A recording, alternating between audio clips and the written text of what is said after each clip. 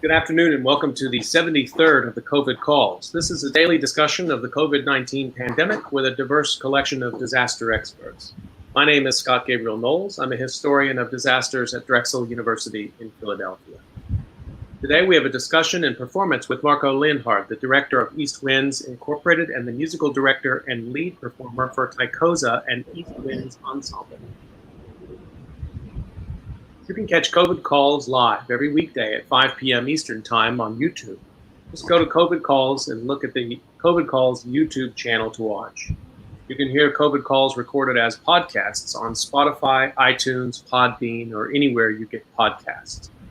You can also keep up with COVID Calls via Twitter using the handle @US of Disaster or @COVID Calls.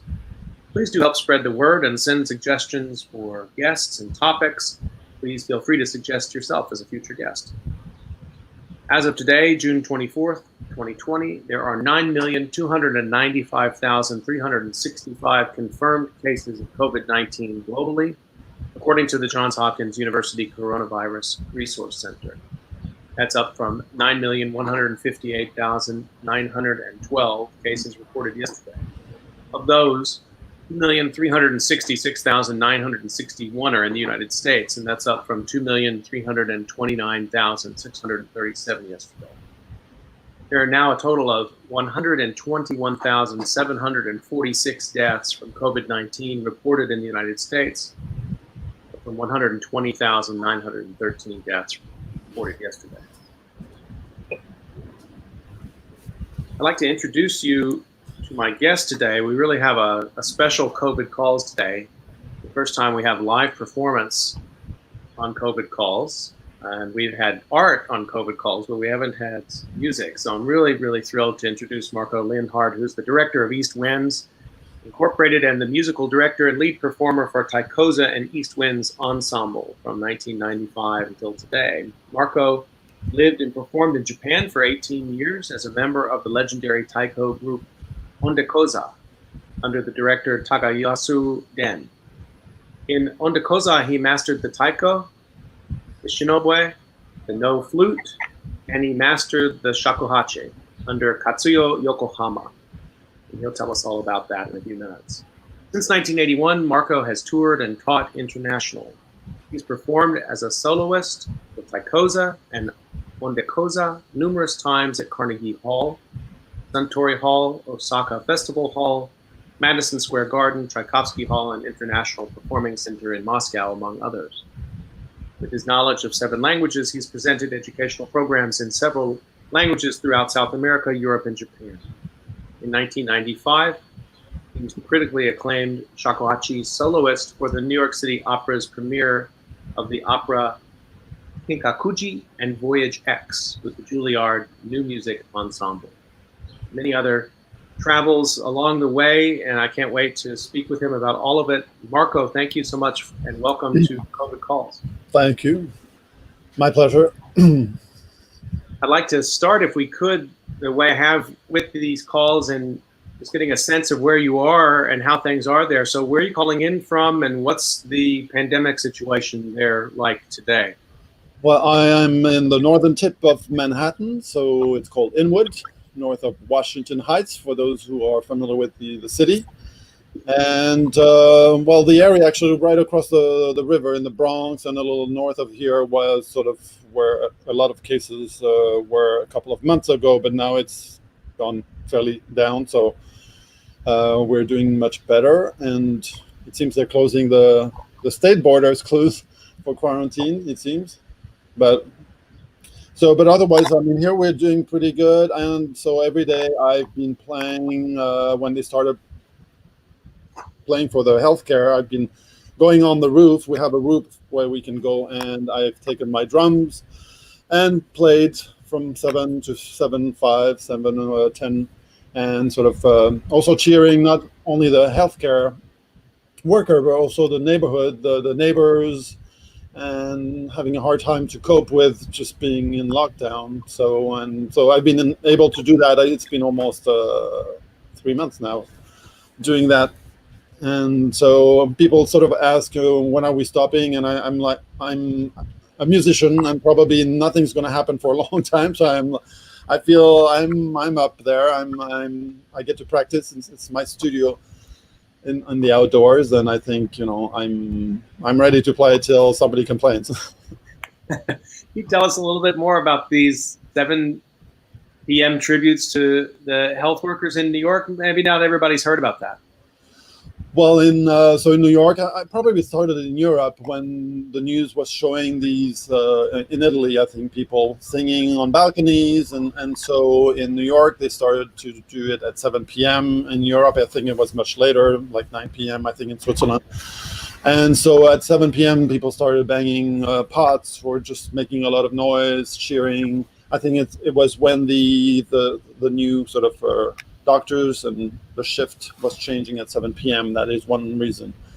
And so we've been doing that, and we even had some nurses come at the bottom of the building watching and cheering, and so it's been fun. And even the fireman going by and then honking. So it's sort of a tradition, but I think once the phase 1, what they call the opening of the city, phase 1, phase 2, people started working. So of course, fewer people were at home, but it seems still a lot of people are still playing, and sort of mostly playing pots or some foghorns or different things. And being on the top of the roofs, you can hear pretty much a couple of miles away.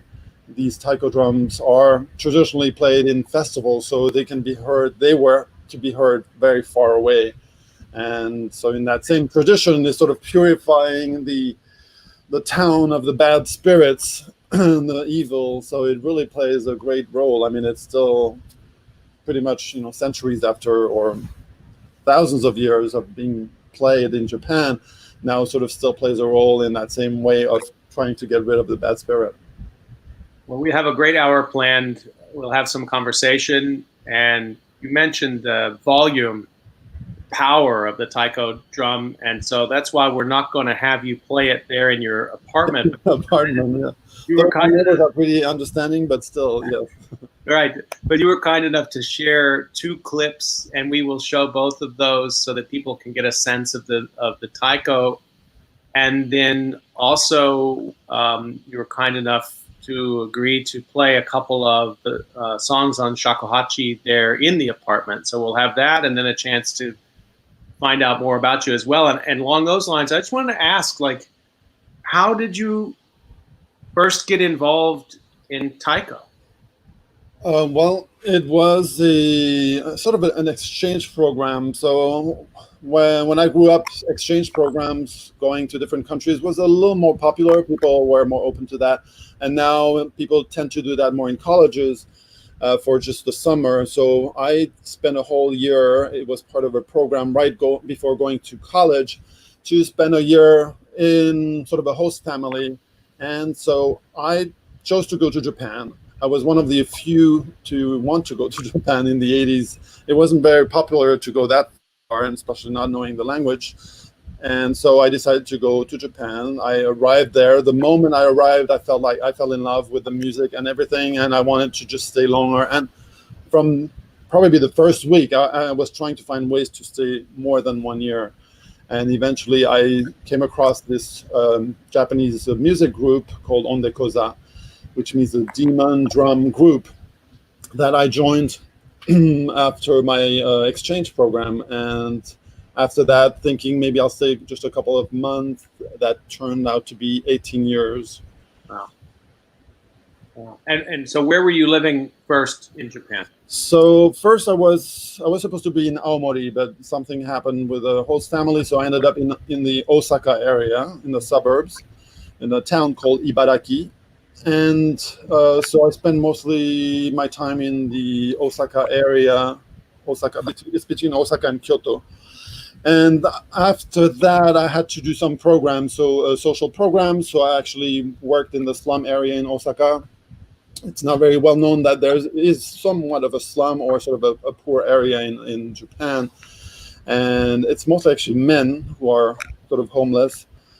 And so I was helping out, and during that time I made some contacts, which led me to Okinawa, as well as working on a farm in Hokkaido. And after that 1 year, I found this music group, this commune that worked sort of. They basically just played taiko drum the whole day, but part of the training also was marathon running, and that was sort of something very new to me. I did some running in school, but not to that level. So it took me a little bit to get used to the long runs. And so eventually, after I think I joined around September, so I went to Japan for the exchange year. It was about September to September. Then I joined Onde Koza, and in November I was running a 26-mile marathon, going downhill for the 13 miles first, and the last 13 miles was all uphill because we lived on a mountain on a volcano in Nagasaki Prefecture. So when I moved, we went all the way down southwest to Nagasaki. Were you a teenager at that point? You were 19 or 19, I 20, was. something like that? Yes. So pretty much, I always feel when at that age, whoever the teacher is or the person in charge tells you to do something, you sort of don't really think too much. You just do what you're told. And we had other members that joined later on when they're 20s, and of course, then it's always, why should I be running? Why should I be playing that much? And so they wouldn't last very long. But having sort of wanting to live in Japan and having the chance to play music was sort of a double chance to sort of be able to be in the group. So for me, it was I was really excited to learn the instruments. I had played the flute and the piano in Switzerland, but discovering the shakuhachi, the bamboo flute in Japan, I really fell in love with it, and the drums were just amazing. I mean, it's hard to see on a video or hear it, but if you see it live, you really feel the vibrations, and it's a totally different experience than actually just watching on a screen or hearing on a CD.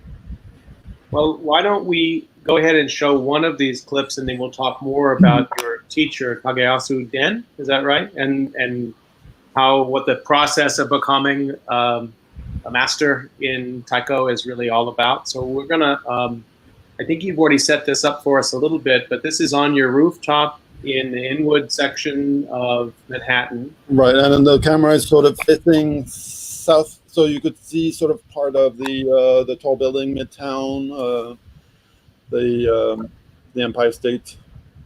So I'm going to let people know that there may be, just because of the nature of these platforms right now, there may be a slight slowdown in the video. But when I've tested this, it sounded good with the audio. So if the video is a little disorienting, just the sound is a tiny microphone on my iPhone, so obviously it's not going to take the whole power of the drum.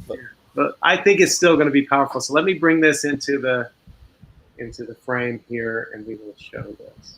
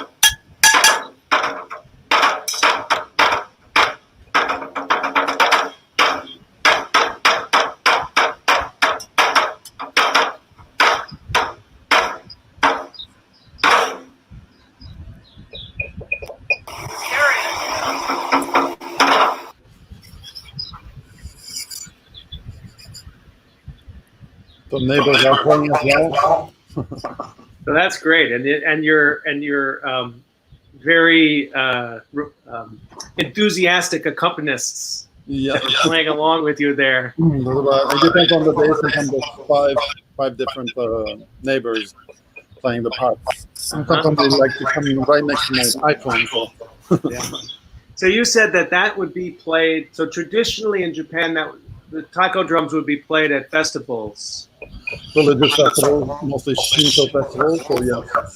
Mm-hmm. And so there are mostly, there's a link between the Shinto shrine, and so it's in honor of the gods enshrined there. So it can be a offering made to the gods for example, Mount Fuji, or there are different festivals around Mount Fuji, and sort of to appease the gods. So in that sense, so each festival is a little different in Japan. So, and as you know, in Japan there are earthquakes, there are typhoons. So there's not only a virus, but there were many other things that created havoc through the country for centuries. So every time they burst through, obviously, religion, able to surmount all these difficult times. So there's a tradition of using the taiko music as a way to capture, cope with disaster, react to disaster, memorialize. How does it work in that way?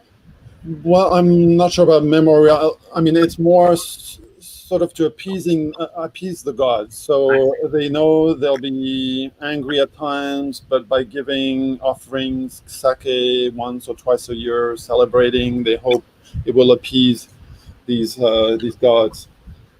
I see. And so I want to know a little bit more about your teacher, Kageyasu Den, and like also just maybe you could tell us a little bit about the music. I mean, was there any improvisation going on there in all of what we saw, or these forms are very well established and passed along and they're not varied? So in taiko in Japan, I mean, this tradition was usually each of the rhythms happen only in one town, and each town does very different things, different size of drums, the way the drums are played is different. But if you start with one town, usually there was only one or two drummer playing at the same time. And only in the last 50 or 100 years, you have this new renaissance of taiko, and you have hundreds of people playing at the same time, the same rhythm or several rhythms. But originally, it was just one player. So you had a set rhythm that was sort of passed on through generation. And then, of course, each of the players tried to outdo each other. And so they would get flashier and flashier and do more intricate rhythms or movements. And taiko is very much in that tradition of the folk dances as well. So you have movements that are done in the daily life. And so wood chopping or the movement of the sort of pulling nets out of the water. So it's a sort of very movement oriented. I see. Can you tell us a few of the motions you were making then? I mean, in between striking the drum, you're also lifting in some ways, sometimes very geometric almost seeming sort of orientation of your arm to another arm.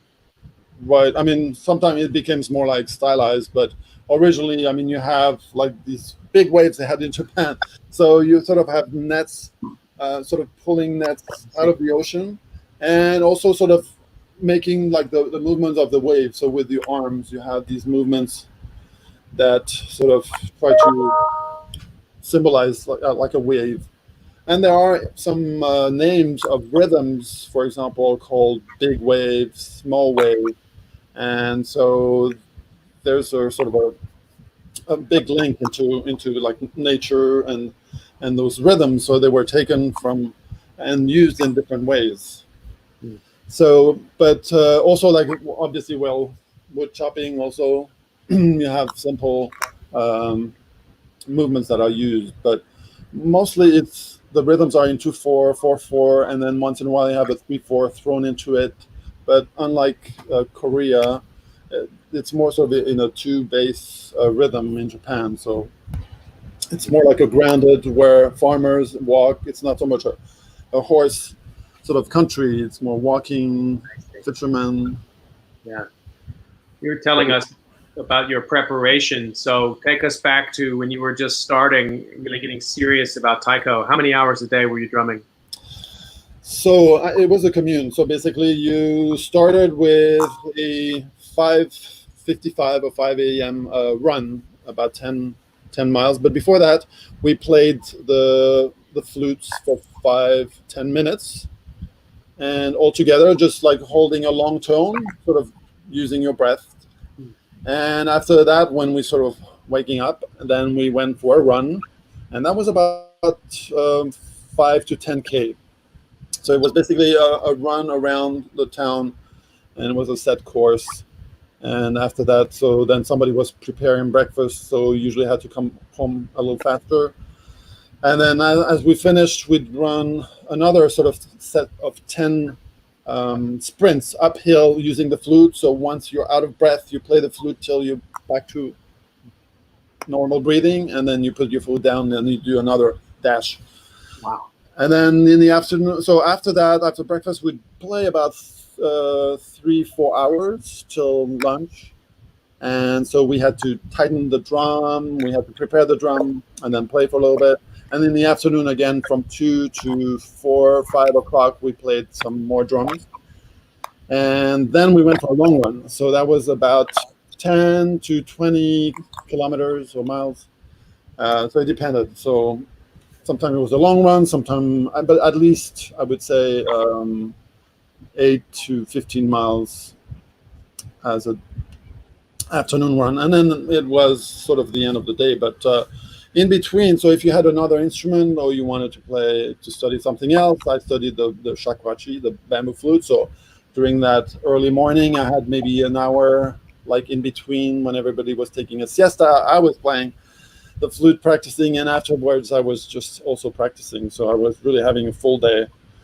So that lasted at least 4 or 5 years before we went into sort of touring.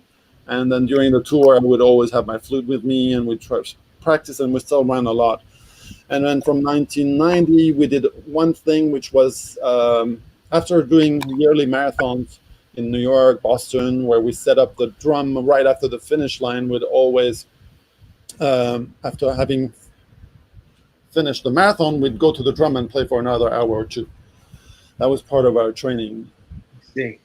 And then to one day, the director, Mr. Tagayasu, then decided, let's do something really special, and we are going to run around the perimeter of the United States of America. So we started with the New York City Marathon in November 1990.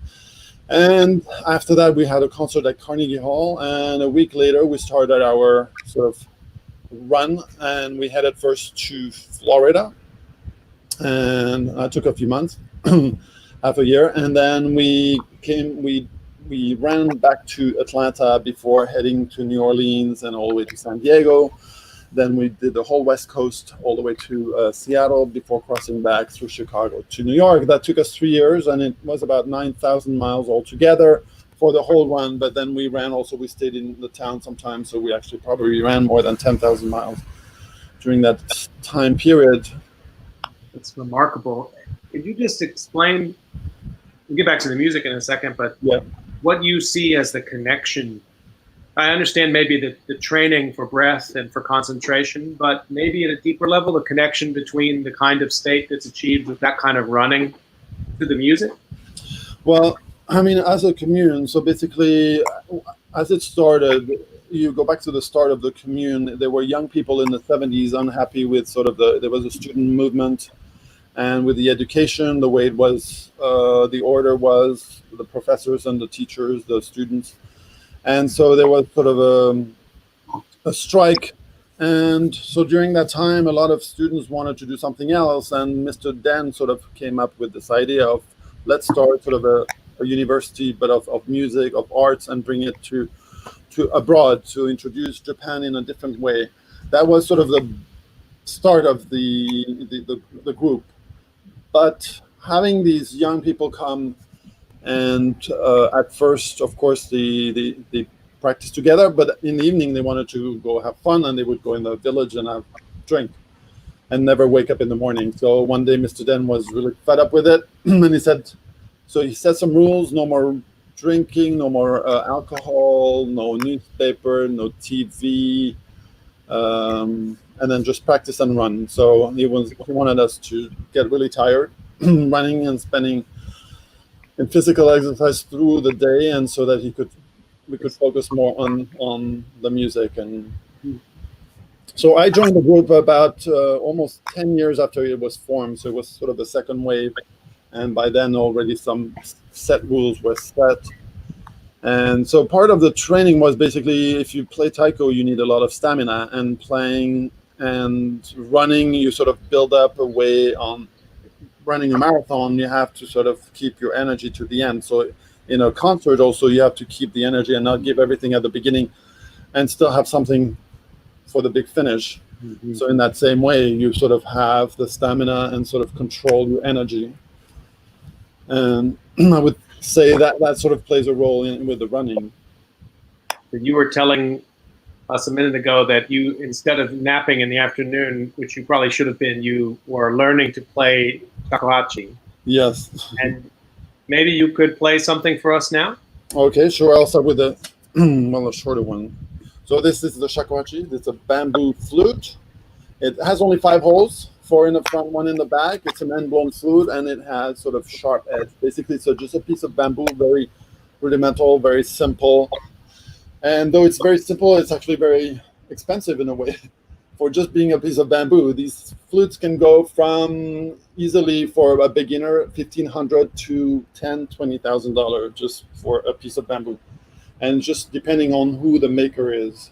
So shakuhachi actually means 1 foot 8 inches. Shaku is an old Japanese measure. Hachi refers to the number 8, and that would be, of course, inches. So I'd like to play a song, sort of a lullaby, and that was another sort of a catastrophe that happened in Kumamoto. There was an earthquake, and after centuries of having the castle withstand the earthquakes and typhoon, that earthquake finally made the walls sort of tumble, so part of the castle sort of fell apart. So this is a song from the area of Kumamoto, which is in Kyushu, in the southwest part of Japan.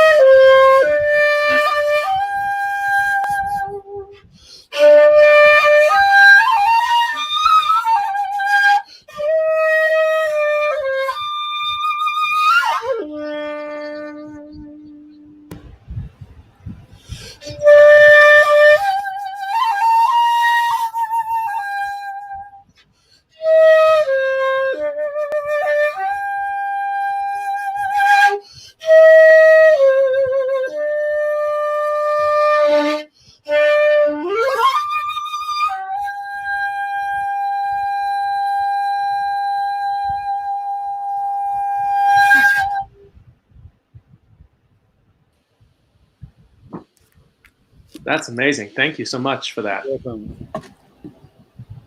How So would the that? second part is actually it's a song called "The Moon Over the Ruined Castle" by Taki Rentaro, and the first one was the Lullaby of Shimabara, which is in Nagasaki. It's a town in Nagasaki, written by a friend, Miyazaki.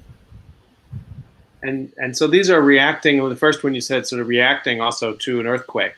So again, this sort of.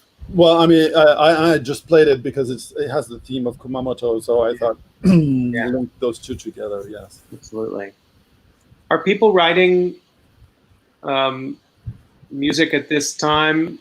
I mean, I do. Yes, I've written a few songs, and I'm sure some things might come later on. Or If you look on YouTube, there might be different things, but they're all. I mean, after the COVID, there were Black Lives Matter. I mean, there's more music on that matter, and also on sort of probably the economy as well. So all these different things, people have been very sort of emotional as well, and writing music, composing, and creating art.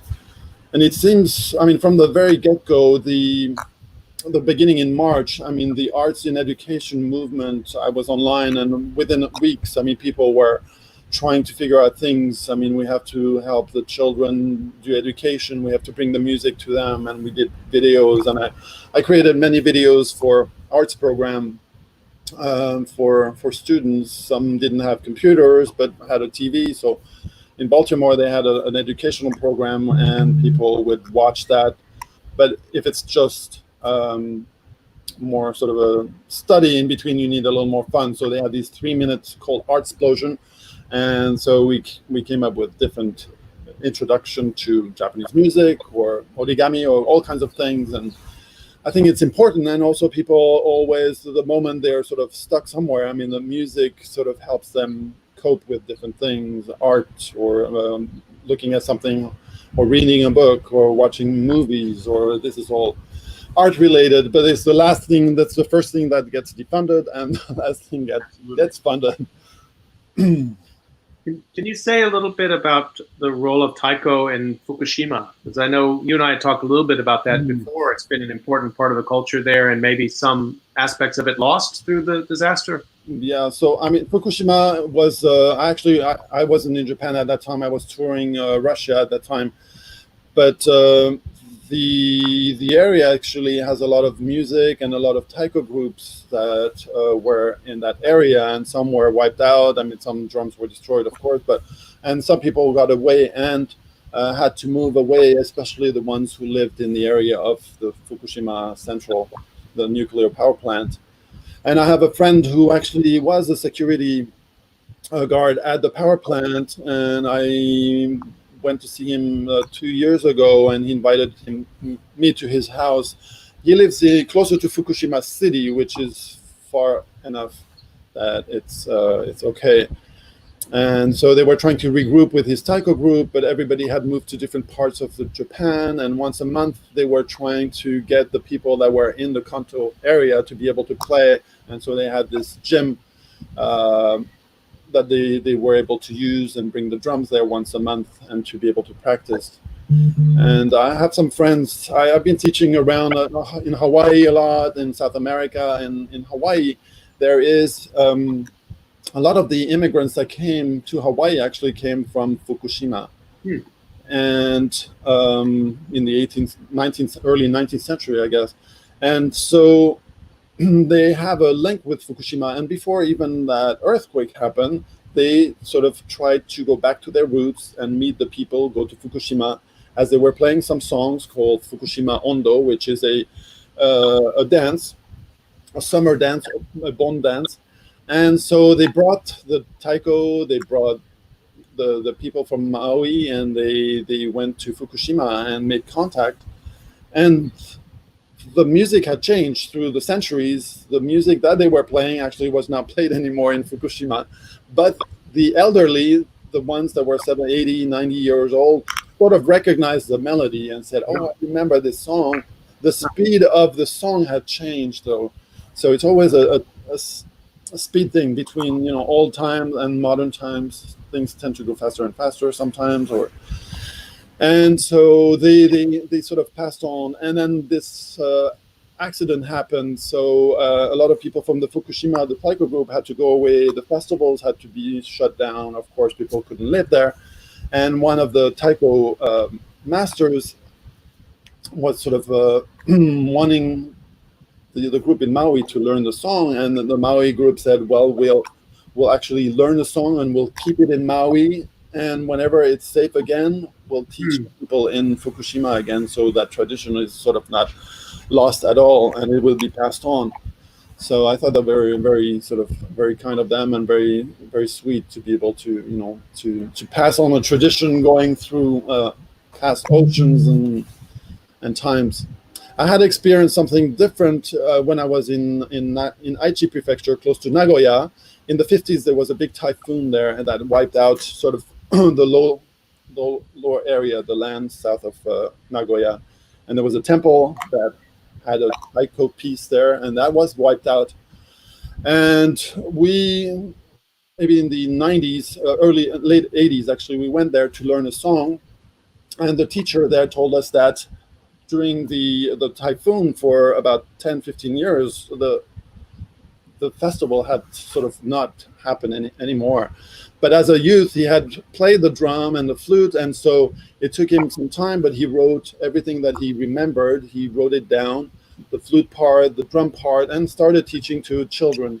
And then much later on, he started a group at the temple, the Shinto temple, and they've been playing that since then. So it's called Kaito Ryu in Tobishima village, close to Nagoya. And so that is, for example, a taiko group that has sort of surmounted catastrophe and been able, but through maybe 10, 20 years, to be able to reconstruct what was available. And I think that happened a lot throughout Japan, probably in different special coastal area that had typhoon, tsunamis, and all kinds of. These are remarkable stories, and of course, in the United States, we have regional music, absolutely, but this idea that that for very specific places there are taiko songs that inhere, and that maybe even the song sort of goes on exile for a while, and then it's returned to the place. Really amazing, tremendous. Well, the songs always have this thing about the mountain, the beauty of the area. So it's very local, and so each of these minyo, they call them, it's very, very particular. And every singer also adds a little bit of his, the words, or create his own verses. Sure. Yeah. What I'd like to do now, well, first I want to remind people you're listening to COVID Calls, and I'm talking to Marco Linhart today, and we're getting taiko performance. And we're going to come back to your rooftop now, to one of the performances from the rooftop. Yeah. And as we get ready to watch this, one's about 5 minutes also. Anything special we should be listening for or watching for now that we've seen a little bit of one performance? We're not novices now. You had asked that if it was set rhythm. So, I mean, some of the pieces I wrote, so I just play around with that setting and playing just on my own. And so, again, in the taiko, it's mostly just the movements that are very important. And so you have to think of the timing. It's not just playing the drum right there, which makes it more precise. But there you have to think of a different precision where you have to come in the beat and making all these different movements. So it makes it a little more challenging. And also, if you're interested on Facebook, under my name, Marco Linhart, you can see me at 7 p.m. every day. And it's posted as well afterwards, so you can watch it later. So if you're interested and have a view of what New York City looks like at 7 p.m., if it doesn't rain, and if they don't kick us off the roof. But yes. People can find that on your Facebook page, Marco Linhart, L-I-E-N. And also you can go on my website on the drum if you want to see a little more. You can see on YouTube under Taikoza, TAIKOZA.com. And on YouTube, I have a link there as well, so you can watch there and maybe get a little bit more direct from your computer, because through the Wi-Fi, probably the sound and the image loses a little bit. So, okay. All right. Well, good. Well, let's rejoin this. Everybody open your windows loud, turn your speakers up, and let's drive these bad spirits out.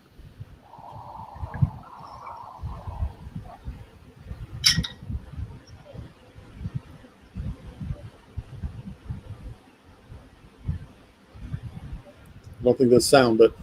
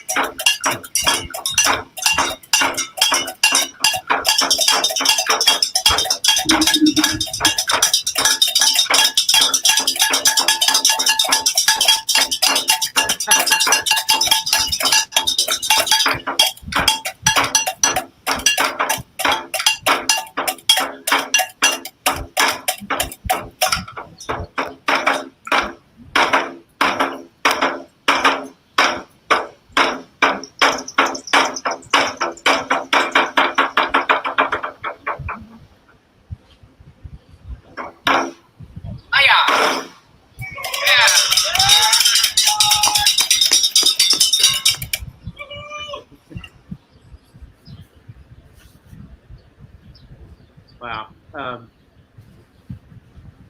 So great. And then you get the dog at the end there. I know the dog came from the neighbor. He was so excited. Usually they don't like too much sound, but this one just like loved it.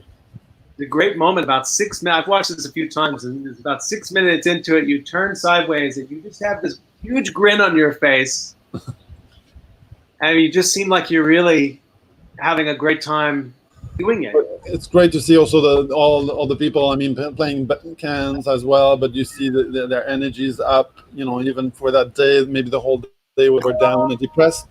And then that last, at 7 p.m., suddenly they get that energy. And I think the taiko drum really gives you energy. It energizes people. So I hope, even a mile away, people in the park, they hear it. And I hear a lot of people afterwards. I had some kids come up with their own drums sometimes, and they say we hear it every day, and it really helps us. So it's good to hear that it actually does something, and not just for support of the health workers, though maybe in New York not so much, but in Arizona and other states there, and Brazil and other countries. I mean, people need moral support and will for some time, unfortunately. Have you ever played the drum with this intention before? I mean, usually just.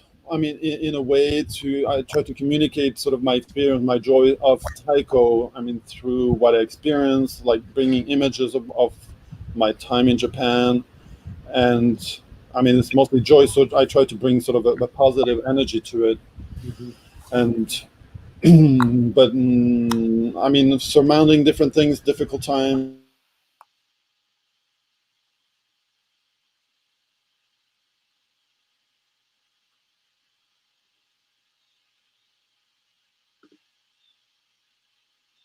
I think we just froze there for a minute.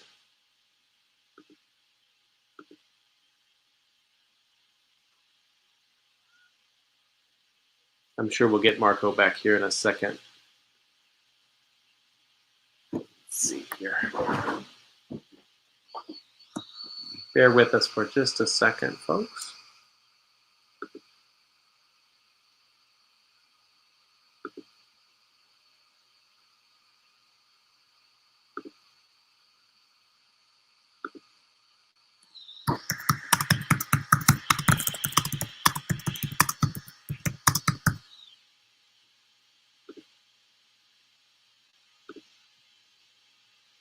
Marco will be rejoining us momentarily. And just to remind everybody, you've been listening to COVID Calls, and a very special COVID Calls today with Marco Leonhard, total master of the taiko drum and of the shakuhachi flute and other instruments as well. And we've been talking about his performances that he's been doing on the rooftop of his building in New York City at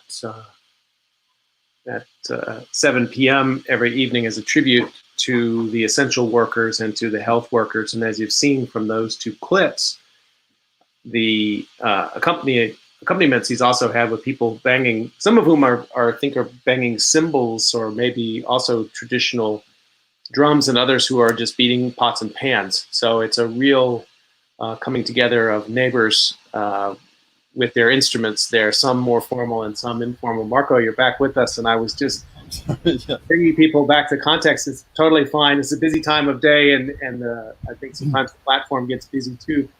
So, and you were telling us, a little bit about sort of your intention of playing at this time and what it means to sort of spread that taiko, that energy of it.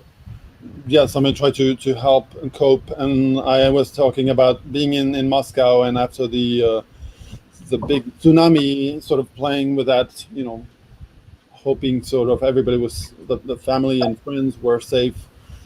And so in that sense, sort of coping also for oneself. So when you play, you're all sort of helping yourself. You get that energy from the drums, from the music as you play. So it's not only for the other people, but sometimes it helps yourself as well. Really. So we have a few minutes left, and I think it would be perfect for us to finish. If you don't mind, you give us another song on the shakuhachi. Okay, sure, yes. So this is a slightly longer flute. It's a 2.7. So the other one was a foot shorter. I don't know. Ah, okay.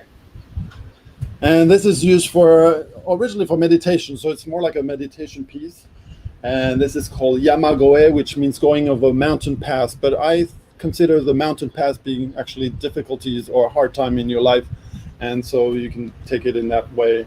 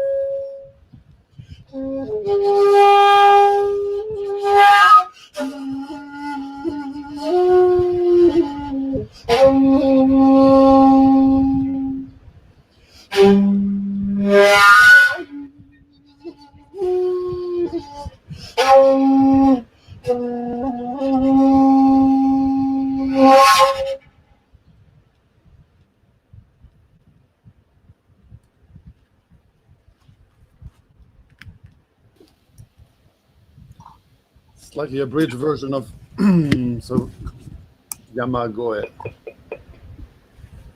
Is that instrument harder to play than the other one because it's well, it's harder because it takes more breath. So obviously the length of the breath has to go all the way down, and the sound moves a little slower as well as most instruments. When you see a contrabass, it's like whoa, whoa. Seems everything to be slowed down a little bit. Mm-hmm. So as we're finishing up today, I want to just give an opportunity, Marco, if people want to find out more about your music, how do they do that? So they can find the music on the Spotify, Apple Music, Amazon, under Marco Lienhard, or if you go under Taikoza, Taikoza, you'll find the website and the different links. Also, I recorded music for Miyazaki Hayao, so it's music that is from the Studio Ghibli, sort of cover songs for Koto and shakuhachi, and this taiko songs, as well as classical music and shakuhachi and more traditional pieces. So there are different styles. But you can listen and try it out on Spotify, or you can get the music through the website at taikoza.com or Marco Lienhard, that's spelled there without a space.com.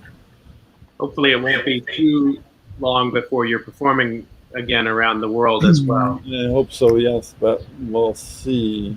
So for everybody to stay safe, I was making these little origami, and I put like a little mask on them. So that's great.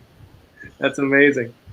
Well, this has really been a special hour, and thank you for what you're doing and everything. Thank you for having me on your program. Thank you. It was fun. And I'd like to remind everybody you've been listening to COVID Calls. Tomorrow at 5 o'clock, we will have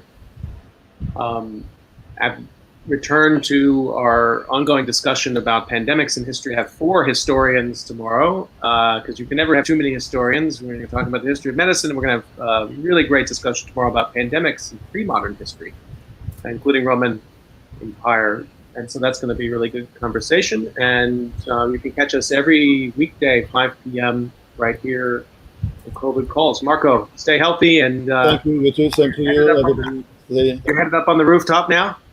Yes, soon, in less than an hour. Yes, in 50 minutes. So check it out. Okay. Take care. Thanks again. Thank you. Bye, everybody. Bye-bye.